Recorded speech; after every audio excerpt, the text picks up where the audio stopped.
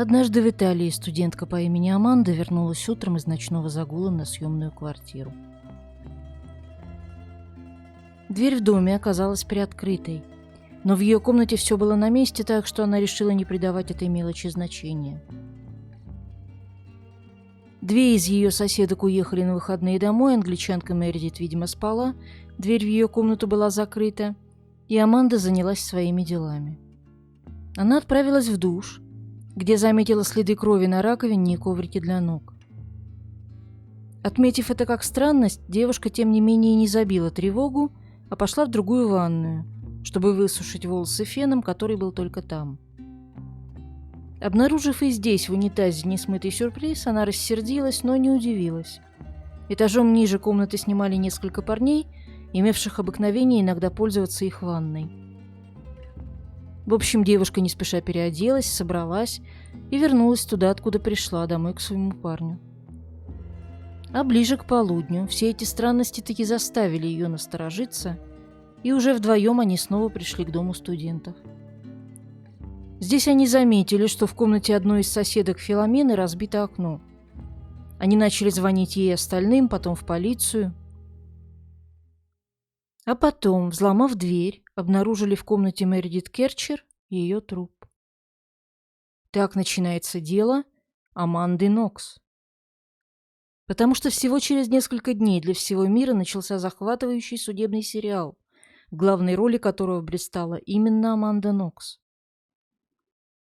И все как-то забыли, что сериал этот начался с мертвой девушки, у которой было имя, была семья и были мечты. Ее звали Мередит, и это ее история. Однажды в Италии.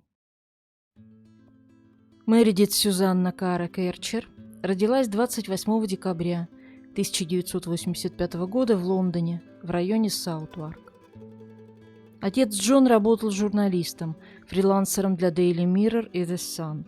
От него дочь унаследовала мечту о репортерской карьере. Мать Арлин, англо-индийского происхождения, воспитывала Мередит вместе с сестрой Стефани и братьями в Кройдоне, на юге столицы. В семье ее звали Месс. Одноклассники и преподаватели описывали ее как солнечную, улыбчивую девушку, из тех, с кем хочется дружить. При этом Мередит была физически сильной и занималась боевыми искусствами.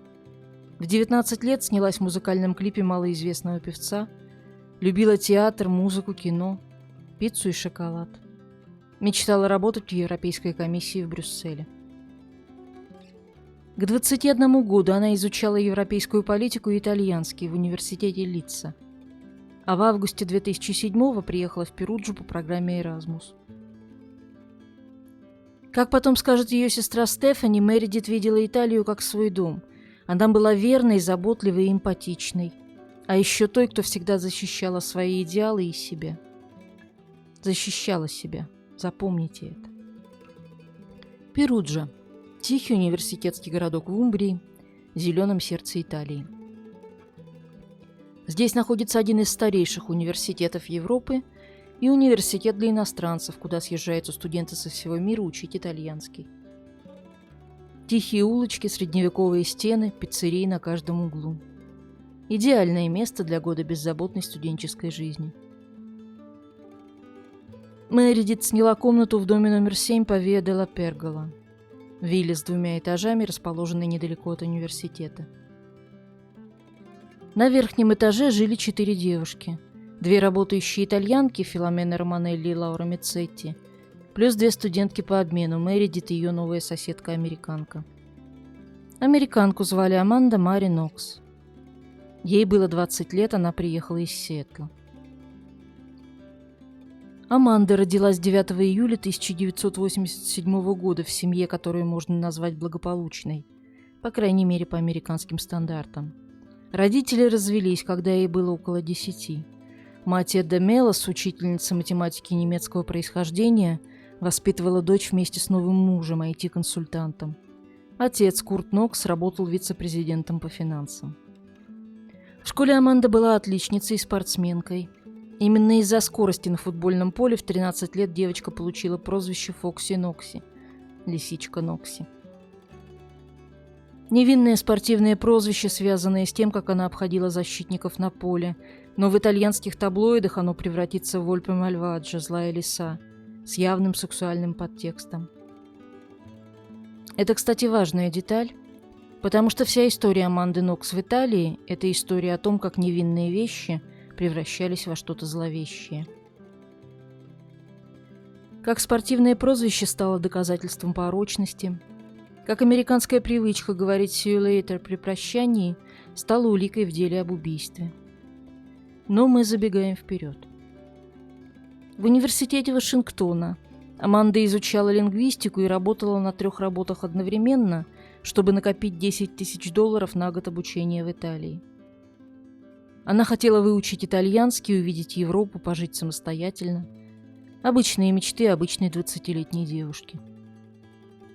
В Перудже она устроилась официанткой в бар «Ле Шик», принадлежавший конголезцу Патрику Лумумбе. Запомните этого Патрика Лумумбу. Он еще появится в нашей истории, и его роль в ней будет одновременно драматичной и абсурдной. Итальянские знакомые описывали Аманду как эксцентричную и шумную. Она постоянно пела и проводила рабочее время, болтая с клиентами. Американская непосредственность в стране, где принято вести себя сдержаннее. На нижнем этаже дома на Виа де ла Пергола жили 4 молодых людей из региона Марки. Среди них был Джакомо Силенци, с ним у Мередит начался роман. А еще к ребятам с 1-го этажа часто заходил один парень. Его звали Руди Херман Геде. Он родился 26 декабря 1986 года в городке Агу, недалеко от столицы Кот-д'Ивуара Абиджана, в семье из племени Бете. В 5 лет приехал в Италию с отцом-каменщиком, который, по словам Руди, практиковал полигамию и применял физическое насилие. Учительница начальной школы Ивана Тибери заметила, что мальчик приходит зимой в одной футболке и шортах. Учителя и родители одноклассников организовали неформальную систему опеки. Покупали ему одежду, забирали после школы. Маленький чернокожий мальчик в провинциальной Италии, брошенный отцом на произвол судьбы. В 17 лет через баскетбол Руди познакомился с семьей Паоло Капарали, одного из богатейших предпринимателей Перуджи, владельца компании «Леоматик». Дети Капарали подали петицию об официальной опеке, и Руди был взят в их семью. Приемная сестра Элиана описывала его как милого застенчивого мальчика, боящегося темноты и любящего собак. Однако Капарали-старший позже назовет его закоренелым лгуном. Руди прогуливал школу и много времени проводил за телевизором и PlayStation. После совершеннолетия официальная опека прекратилась. К 2007 году 20-летний Руди жил один. Перебивался случайными заработками, работал садовником, играл в баскетбол, посещал студенческие клубы. Был известен в определенных кругах как мелкий наркоторговец. И у него была одна, скажем так, привычка. Руди Геде регулярно влезал в чужие дома. За 5 дней до гибели Мередит Керчер 27 октября 2007 года его обнаружили утром внутри детского сада в Милане. В рюкзаке нашли ноутбук, мобильный телефон и нож. Компьютер и телефон оказались украденными из адвокатского кабинета в Перудже. Его отпустили без ареста, но составили протокол. Свидетели описывали его модус операнди: разбивание окна камнем, проникновение в дом и, вот это важно, посещение туалета во время нахождения в чужом жилище. Характерная привычка. Очень характерная. Руди часто бывал в доме на Виа де ла Пергола. Играл в баскетбол на площадке прямо напротив и дружил с ребятами с 1-го этажа. Однажды, по показаниям одного из них, его нашли спящим на унитазе после пьянки. А еще, по его собственным словам, ему очень нравилась британская соседка сверху. Та самая Месс. Ну и 4-й участник этой истории – парень Аманды Рафаэле Солечито. Родился в Джовенаццо, под баре в семье уважаемого уролога Франческо Солечито. Потерял мать в 2005 году. К моменту нашей истории 22-летний студент информатики университета Перуджи. Готовился к защите диплома, назначенной на 15 ноября 2007 года. Знакомые описывали его как рогатца Тимида и резервата, застенчивого и сдержанного молодого человека с внешностью настолько северной, что в Германии его принимали за немца. Его увлечения – манго, аниме и коллекционирование ножей – позже станут темой таблоидных спекуляций.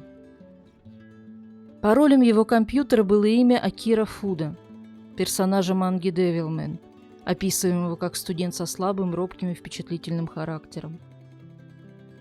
Отец объяснял коллекцию ножей подростковой страстью вырезать на коре деревьев. Но попробуйте объяснить это итальянским таблоидам, когда им нужен образ маньяка. Аманда Нокс и Рафаэле Солечито познакомились 25-26 октября 2007 года на концерте классической музыки за 6 дней до убийства. 31 октября 2007 года – Хэллоуин. Мередит в костюме вампира проводит вечер с британскими подругами в пабе «Мерлин» и дискотеке «Домус». Соседки, Филомена и Лаура, уезжают из Перуджи на длинные выходные. 1 ноября в Италии национальный праздник – День всех святых. Все 4 молодых людей с первого этажа тоже отправляются домой к семьям. Руди Геде тоже переодевается вампиром. По его словам, на дискотеке «Домус» он целуется с Мередит, и они договариваются о встрече на следующий день.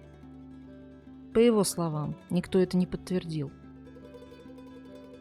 1 ноября 2007 года Мередит Керчер проводит вечер у подруги Софи Пёртон. Ужинает и смотрит фильм «Дневник памяти». Около 9 вечера уходит домой одна. Ее телефон фиксирует последний исходящий звонок в 20:56. Затем 2 звонка на автоответчик английского банка 21:58 и 22:00. Около 23:00, 23:30 соседка по дому слышит женский крик. Аманда Нокс и Рафаэле Солечито, по их словам, в это время у него дома. Курят марихуану, готовят ужин, смотрят фильм «Амели», читают «Гарри Поттера» и ложатся спать около 23:30. Руди Геде, опять-таки по его словам, в студенческом доме на Виа де ла Пергола. Мередит якобы пригласила его к себе. Между ними были прелюдии, но полового акта не было из-за отсутствия презерватива. Он пошел в туалет. Да, в туалет, его любимое место, с наушниками в ушах. Услышал звонок в дверь и голос Аманды. Потом крик. Выйдя, увидел мужскую фигуру над Мередит и услышал фразу «Андиамо виа che c'è un негро». «Уходим, тут негр». По его словам. А как было на самом деле, полиции предстоит еще долго пытаться разобраться. В тот же день, 2 ноября 2007 года, еще до того, как было обнаружено тело Мередит, жительница соседнего дома находит в своем саду 2 мобильных телефона. Телефоны передают в полицию, там выясняется, что они принадлежат Мередит. И около 13:00 полицейские приезжают на Виа де ла Пергола, чтобы вернуть телефоны владелицы. У входа обнаруживают Аманду Нокс и Рафаэле Солечито. Пара сидит на ограде и утверждает, что, найдя дверь открытой и окно разбитым, они заподозрили ограбление и вызвали карабинеров. При беглом осмотре в ванной обнаруживаются следы крови. Дверь комнаты Мередит заперта изнутри. Взломав ее, под одеялом обнаруживают тело девушки, почти полностью раздетое. А на теле около 47 повреждений, из них 10 ножевые ранения.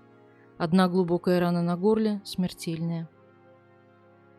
Судмедэксперт устанавливает, что Мередит Керчер умерла от кровотечения из сонной артерии и удушья. 21 год. Любила пиццу и шоколад, мечтала стать журналисткой. Вот, в общем-то, и все. А потом началось то, что итальянская кассация потом назовет вопиющими провалами. Очень быстро полиция решает, что знает, кто виноват. Слишком быстро. 5 ноября Аманду Нокс вызывают как свидетеля. Допрос продолжается всю ночь с 10 вечера до 6 утра, без адвоката, без записи, в присутствии 12 полицейских. Переводчица, сама полицейский, устанавливает эмоциональный контакт с Амандой, приняв на себя материнскую роль. Это потом напишет Европейский суд по правам человека.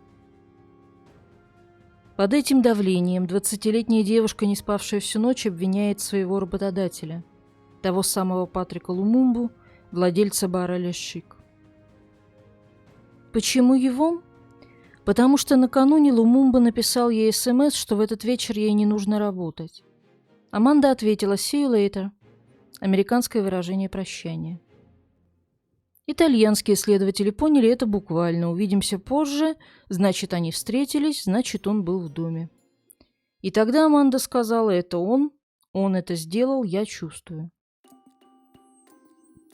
Патрик Лумумба, конголезец, владелец бара, отец маленького ребенка, провел 14 дней в тюрьме как подозреваемый в убийстве. Но его алиби, а он весь вечер был в своем баре, и это подтвердил швейцарский профессор, проверили только через 2 недели. 14 дней в итальянской тюрьме за преступление, которого он не совершал. Только потому, что молодая американка сказала «See you later».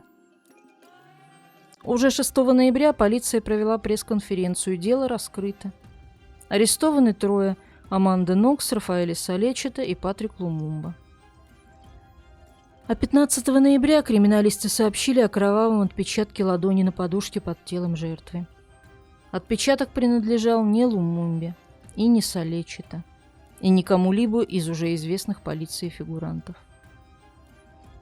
19 ноября отпечаток идентифицировали. Руди Герман Геде, 20 лет, уроженец Кот-д'Ивуара, житель Перуджи.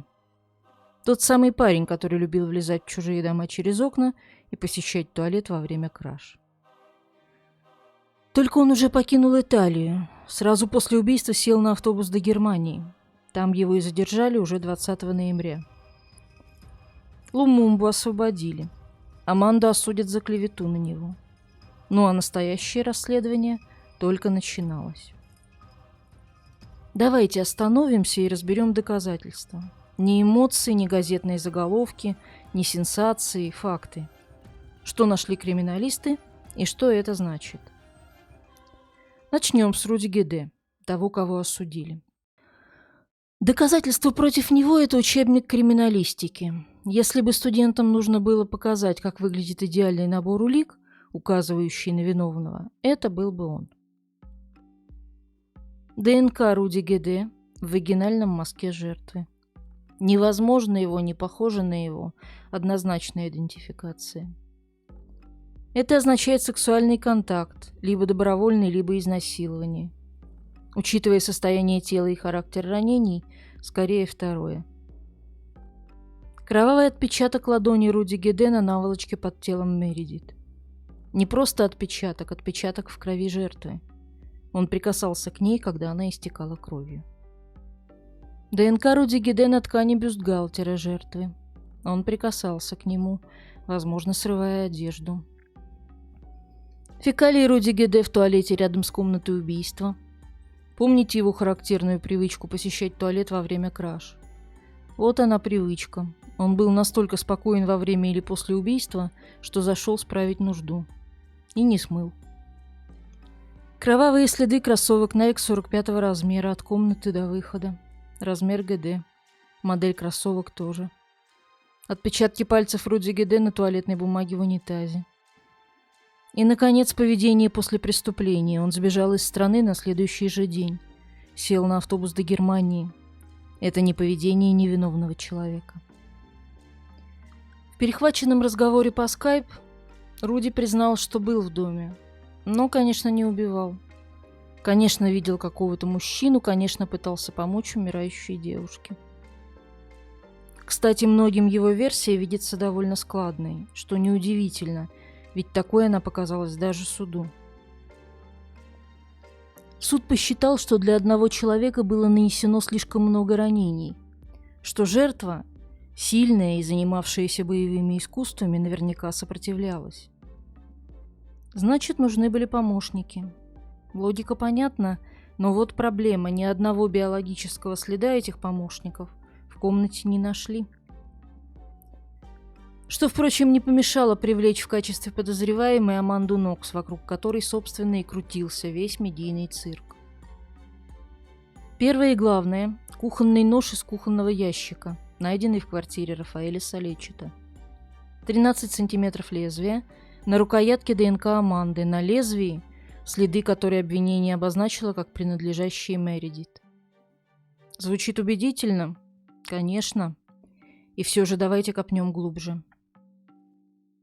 ДНК Аманды на рукоятке можно объяснить и иначе. Она бывала у Солечита дома, готовила на его кухне, пользовалась его ножами. А вот с ДНК на лезвии интереснее. Количество генетического материала было настолько микроскопическим, менее 100 пикограммов, всего около 15 клеток, что по международным криминалистическим протоколам такие образцы не рекомендуется использовать как доказательство. Почему? Потому что при таком количестве невозможно исключить контаминацию, загрязнение другими генетическими материалами. Невозможно повторить анализ для проверки. Невозможно быть уверенным в результате. Криминалист Патриция Стефанони многократно усиливала сигнал, превышая рекомендованные пределы оборудования. Это как если бы вы пытались расслышать шепот, выкручивая громкость до максимума. Вместе с голосом вы усилите и все помехи. Но допустим, это была ДНК Мередит. Тогда опять-таки возникают вопросы. Тесты на кровь показали отрицательный результат. На ноже не было крови. Если им убили человека и потом тщательно вымыли, следы крови все равно остались бы в микротрещинах металла. Их не было. Зато на ноже нашли крахмал. Картофельный крахмал, следы обычной готовки. Если бы нож тщательно мыли после убийства, крахмал бы смылся вместе с кровью. И еще одна деталь, которую почему-то не любили упоминать в газетах. Размер ножа не соответствовал ранам на теле Мередит. Лезвие 13 сантиметров, раны нанесены ножом около 5 сантиметров. Это как обвинять человека в стрельбе из винтовки, когда жертва убита из пистолета. Но нож приобщили к делу, потому что нужна была улика против американки. Второе доказательство против Аманды – ее поведение. О, ее поведение! Итальянские следователи и журналисты бесконечно обсуждали, как она себя вела. Целовалась с Рафаэлем у дома, пока полиция работала внутри, делала колесо в коридоре полицейского участка, покупала нижнее белье на следующий день после обнаружения тела. Вы знаете, что такое культурный шок? А культурный шок, помноженный на стресс, усталость и 20 лет от роду? В Америке проявление эмоций нормально, в Италии неприлично. В Америке покупка нижнего белья после того, как твою квартиру опечатала полиция и тебе негде взять сменную одежду – практичность. В Италии доказательство бездушия. Аманда вела себя не так, как должна вести себя убитая горем соседка. По итальянским стандартам. Которых она не знала, потому что приехала из Сиэтла всего 2 месяца назад. Это не доказательство, это культурная разница. Но в газетах это выглядело как улика. Третье доказательство – ее показания. Те самые, где она обвинила Патрика Лумумбу. Да, она оклеветала невиновного человека. Да, ее за это осудили. Да, и это ужасно. Но давайте вспомним обстоятельства этих показаний. Ночной допрос с 22:00 до 6:00. Без адвоката. По итальянскому закону свидетелю адвокат не положен. В какой-то момент ее статус изменился на подозреваемую, но допрос продолжился по свидетельской схеме. Без записи. Что говорилось в той комнате, мы знаем только со слов полицейских. 12 допрашивающих на одну 20-летнюю девушку. Переводчица, которая приняла материнскую роль, то есть манипулировала эмоционально. В 2019 году Европейский суд по правам человека постановил, Италия нарушила права Аманды Нокс во время этого допроса. Ей не предоставили адвоката, и ей не обеспечили компетентного переводчика.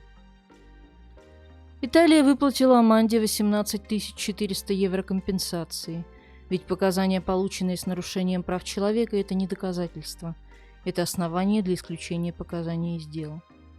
Но в Италии их использовали, потому что нужна была улика против американки. А что с ее ДНК в комнате убийства, с ее отпечатками пальцев на теле жертвы, с ее следами крови? Ничего. 0. Пусто. Аманда Нокс жила в этой квартире, ее ДНК была везде. В ванной, на кухне, в коридоре. Это нормально. Но в комнате Мередит ни одного ее следа. На теле Мередит ни одного ее следа. На орудии убийства ни одного достоверного ее следа. Обвинение утверждало, что она участвовала в жестоком убийстве с 47 ранениями, в комнате, залитой кровью, и не оставила ни одного биологического следа, при том, что следы Руди и ГД были буквально везде.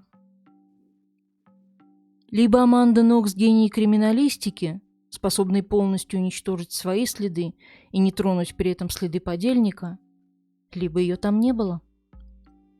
Теперь Рафаэле Солечито, застенчивый студент с коллекцией ножей и паролем из манги.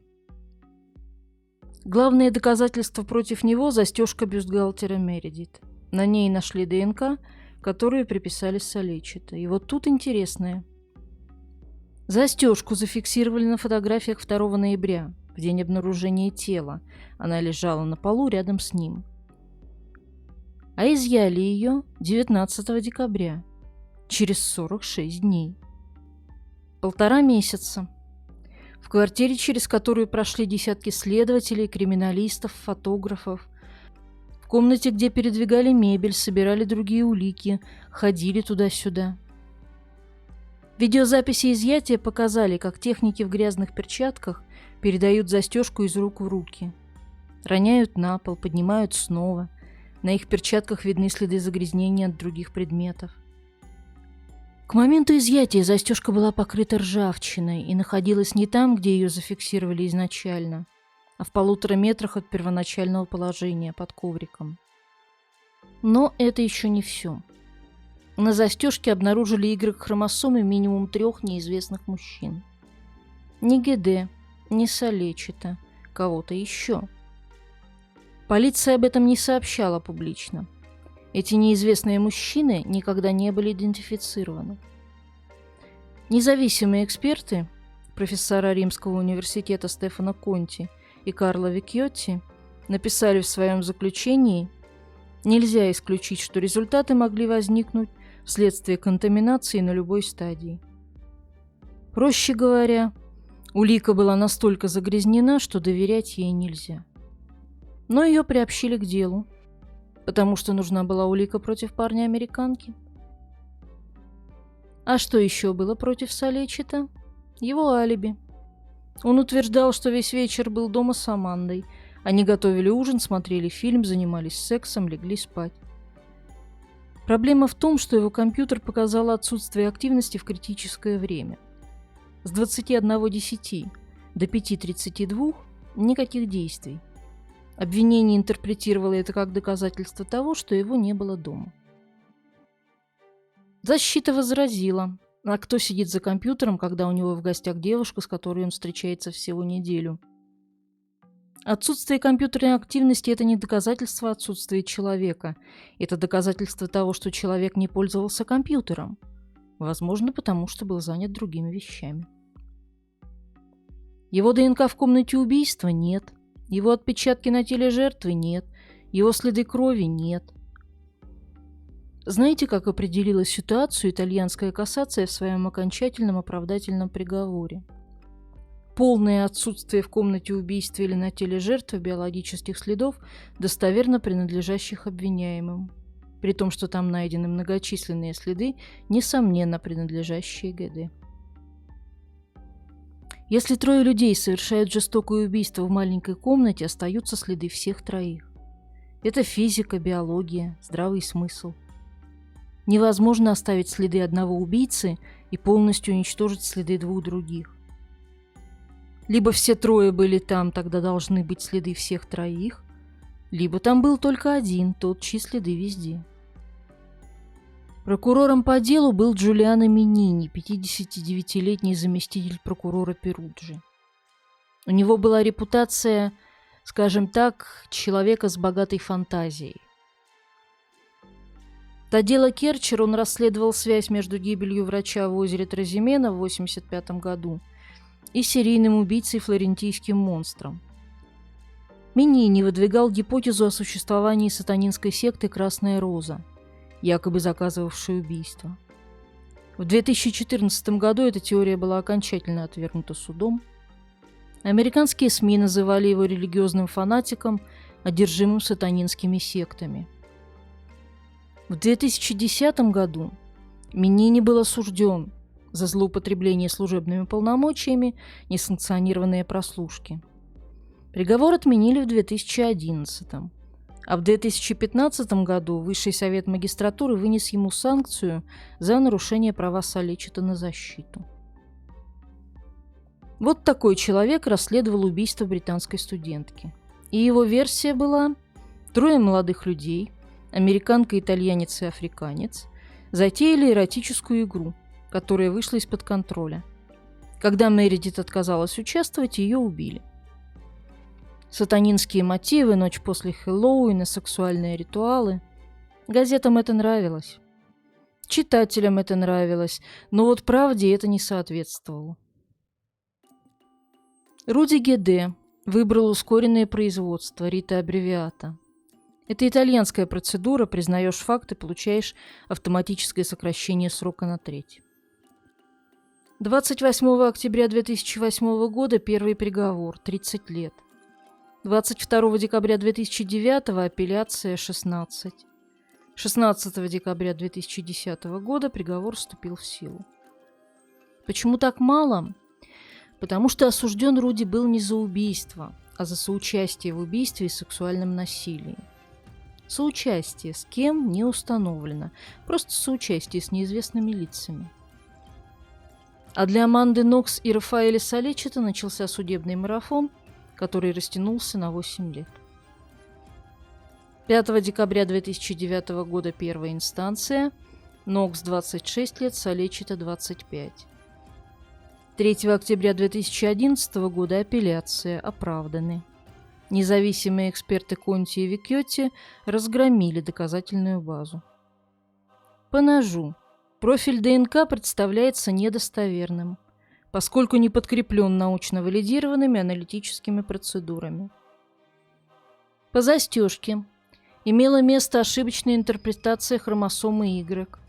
Нельзя исключить контаминацию на любой стадии. Судья Клаудио Протило Хельман сказал, кирпичи, на которых строилось обвинение, рассыпались. 26 марта 2013 года кассация отменяет оправдание, возврат дела на новое рассмотрение. 30 января 2014 года апелляция во Флоренции, снова обвинительный приговор. Нокс 28,5 лет, Солечита 25. 27 марта 2015 года кассация, окончательное оправдание, отмена без направления на пересмотр за несовершением деяния. 8 лет, 5 инстанций, 2 обвинительных приговора, 2 оправдательных, итог невиновный. А пока шел этот судебный марафон, за океаном разворачивалась другая битва, политическая. Дело Аманды Нокс стало международным инцидентом. Не просто уголовным процессом, столкновением двух правовых культур, двух медийных машин, двух национальных самолюбий. И американцы включились в игру по полной программе. Судья Верховного суда штата Вашингтон Майкл Хиви, его дочь училась в одной школе с Амандой, написал прокурору Минини несколько писем на официальных бланках округа Кинг с призывами проявить снисходительность. В одном из писем он написал: «Я уважительно предлагаю вам признать, что существует могущественная сила, действующая в США, Италии и по всему миру. Это сила истины, а не лжи. Это сила любви и милосердия, а не ненависти». Американский судья пишет итальянскому прокурору с библейскими цитатами с призывами к милосердию на официальном бланке. Минини был в шоке.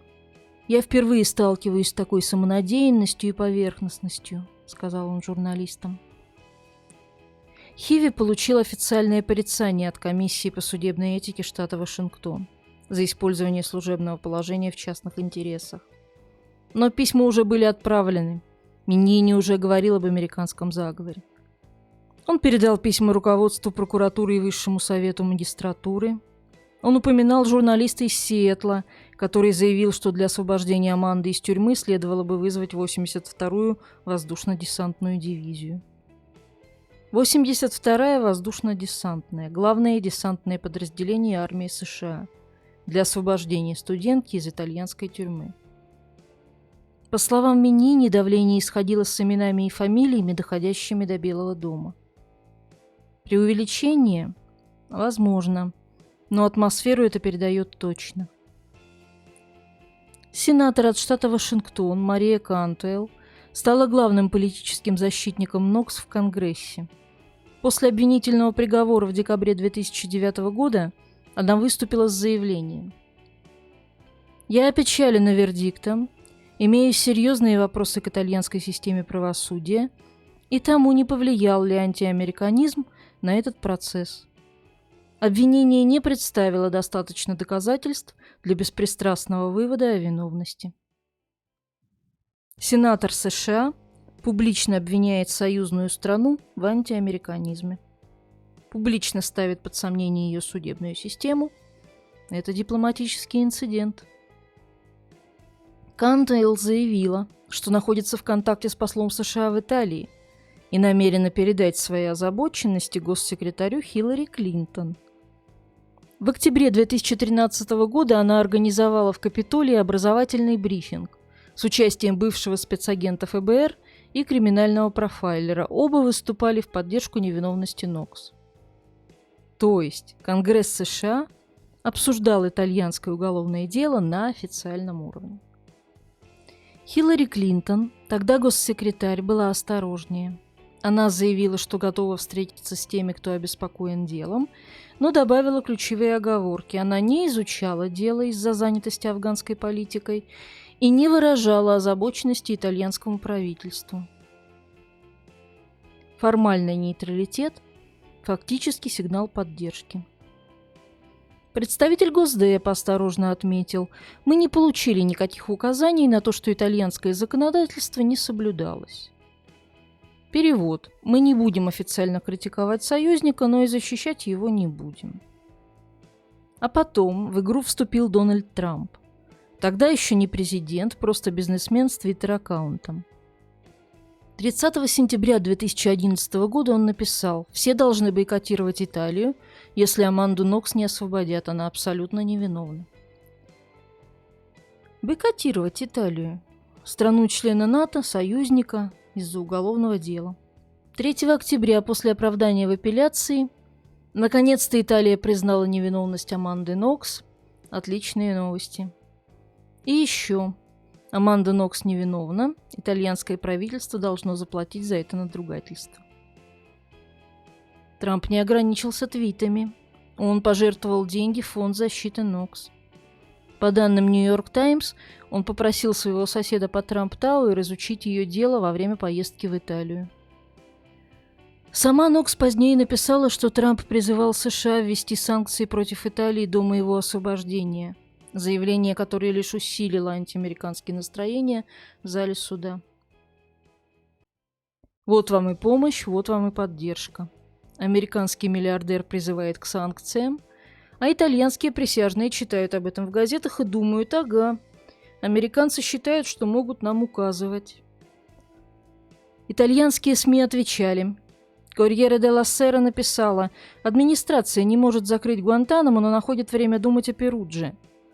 И еще, в Америке паспорт важнее алиби. Колумнист Беппе Севернини саркастически заметил: американское телевидение, газеты и веб-сайты убеждены, что Аманда невиновна. Почему? Никто не знает. Они следили за всеми слушаниями, оценивали все доказательства, слушали свидетелей, которые, кстати, давали показания на итальянском. Нет, очевидно, они решили, и все. Издание «Фамилия Кристиана» напомнило о трагедии Кермеса 1998 года, когда американский военный самолет сбил фуникулер, убив 20 человек, а пилоты были оправданы американским судом. Италия не является провинцией никакой империи. Она не заслуживает того, чтобы ее судили на американских телеплощадках. Империя, провинция. Вот как это воспринималось в Италии. После оправдания 2011 года судья Клаудио Протилло Хельман, тот самый, который первым оправдал Нокса Солечето, рассказывал: «В барах Перуджи говорили, что я продался американцам, поддался давлению ЦРУ». Он ушел из магистратуры из-за растущей враждебности и позорящей травли со стороны коллег. Судья, который вынес законное решение на основании экспертизы, был затравлен, потому что его решение совпало с тем, чего хотели американцы. Не важно, что решение было правильным, важно, что оно выглядело как уступка давлению. Вот что сделало американское давление. Оно не помогло Аманде Нокс, оно превратило справедливое решение в политическое. Министр иностранных дел Италии Франко Фраттини пытался сгладить углы. Кто критиковал? Уж точно не Хиллари Клинтон, не будем создавать путаницу, говорил он. Формальных дипломатических протестов ни одна из сторон не подавала. Госдепартамент сохранял официальный нейтралитет, но неофициально дело Аманды Нокс стало инструментом внутренней политики. Американская студентка – пешкой в итальянских играх. Уголовная секция Кассационного суда, вынося свой вердикт, отметила: небывалый медийный ажиотаж не способствовал поиску истины, спровоцировав внезапное ускорение расследования в лихорадочных поисках виновных для предъявления международному общественному мнению. Виновных для предъявления международному общественному мнению. Вот оно. Вот суть. Полиции нужно было кого-то предъявить, прессе нужна была история, политикам нужен был скандал, и вот оно. Молодая красивая американка, сексуальные игры, ночь после Хэллоуина, сатанинские мотивы, манго-маньяк с ножами, дипломатический конфликт с США. Куда интереснее, чем местный мелкий воришка-эмигрант забрался в дом через окно, как делал много раз до этого. Но справедливость восторжествовала, Аманда Нокс и Рафаэле Солечето оправданы, Руди Гиде отсидел положенный срок. Когда я писала эту историю, мне все время вспоминалась одна из финальных сцен фильма «Ищите женщину». Когда несправедливо обвиненный шеф оправдан и освобожден, все получают подарки и прибавки к Новому году, и вдруг одна из служащих, нарушив всеобщее веселье, невпопад спрашивает: «Подождите, а кто же все-таки убил Джульена Налестро?» Вопрос повисает в воздухе, как повис в воздухе вопрос о том, кто же все-таки убил Мередит Керчер. Ее отец Джон написал в своей книге: СМИ с самого начала сосредоточились на тогдашней предполагаемой виновной, Аманде Нокс. Были написаны книги и даже снят телевизионный фильм о ней. Как будто почти забыли о Мередит. Только потому, что у нее была ужасная смерть, разве слишком много просить отметить ее жизнь? Американские сенаторы писали письма, американские миллиардеры призывали к бойкоту, итальянские газеты кричали об империализме, судьи уходили в отставку, прокуроры получали санкции. А 20-летняя британская студентка, которую зарезали в ее собственной комнате, превратилась в сноску, в декорацию, в фон для чужой драмы. Аманда вернулась в США, написала мемуары, стала журналисткой и правозащитницей, ведет подкаст о несправедливых обвинениях, вышла замуж, родила детей. Рафаэле Солечето провел почти 4 года в предварительном заключении. Написал книгу, живет в Италии.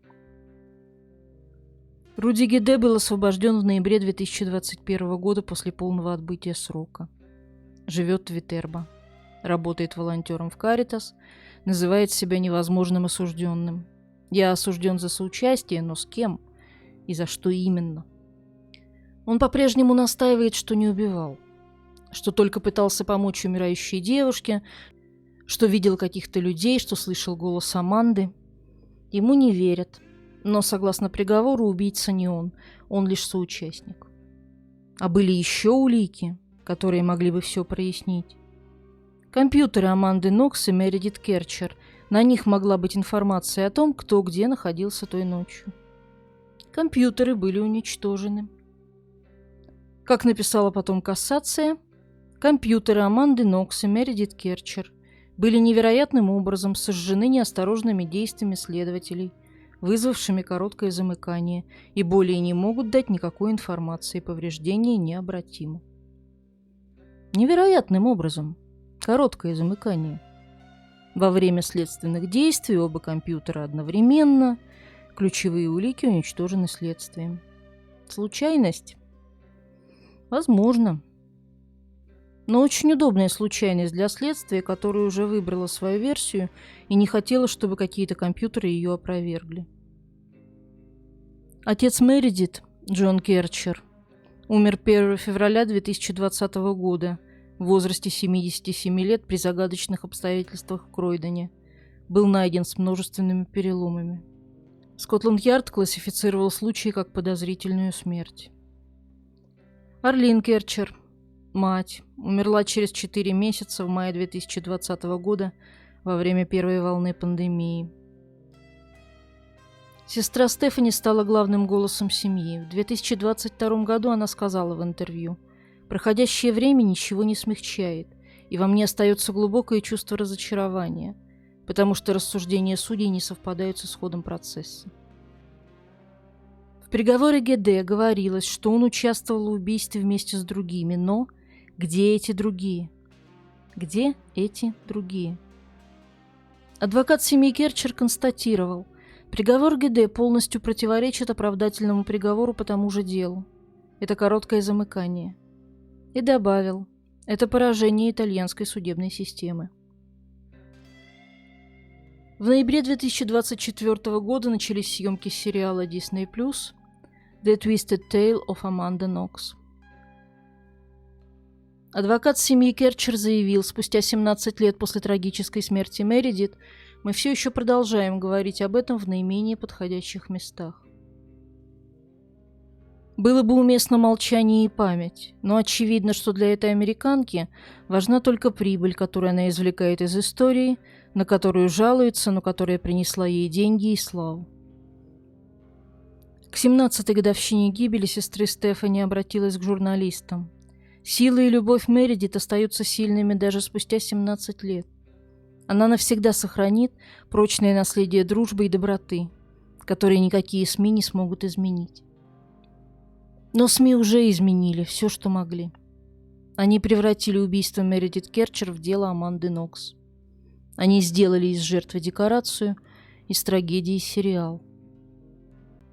Так что же произошло в ночь на 2 ноября 2007 года в доме номер 7 по Виа де ла Пергола? Мы знаем точно, Руди ГД был там. Его ДНК везде. В жертве, на жертве, под жертвой.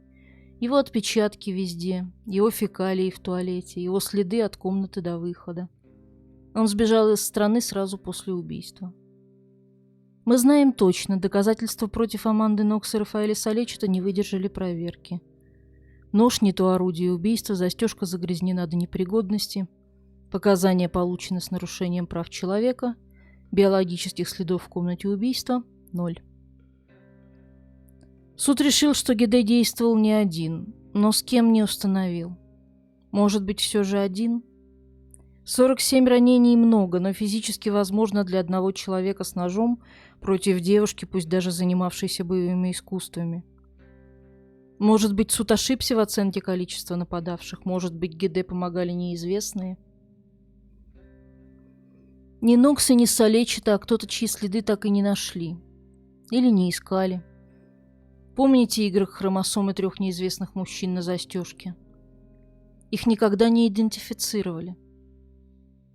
Может быть, следствие настолько увлеклось красивой историей про американку, что упустило настоящих сообщников, если они были.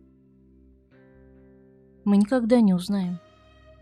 Потому что следствие гналось за сенсацией, потому что улики уничтожались и загрязнялись, потому что компьютеры невероятным образом сгорели. Потому что застежку забрали через 46 дней, потому что американские политики превратили уголовное дело в дипломатический скандал, потому что итальянские журналисты превратили трагедию в шоу. потому что весь мир 8 лет смотрел судебный сериал с американкой в главной роли. А Мередит, Мэс, девушка, которая любила пиццу и шоколад, занималась боевыми искусствами и мечтала стать журналисткой, она стала забытой жертвой. Стефани Керчер сказала журналистам: «Мы навсегда будем чувствовать эту невыразимую пустоту, но живем с достоинством, следуя стандартам Мередит». Мередит, девушки, которую мир забыл, увлекшись историей ее предполагаемой убийцы. Пока весь мир 8 лет смотрел судебный сериал про красивую американку Фокси Нокси, про манго-маньяка и сатанинские игры, про американских сенаторов и итальянских прокуроров, 20-летняя британская студентка, мечтавшая о карьере в Европейской комиссии, превратилась в сноску к чужой истории. В декорацию, в фон, в забытую. Однажды в Италии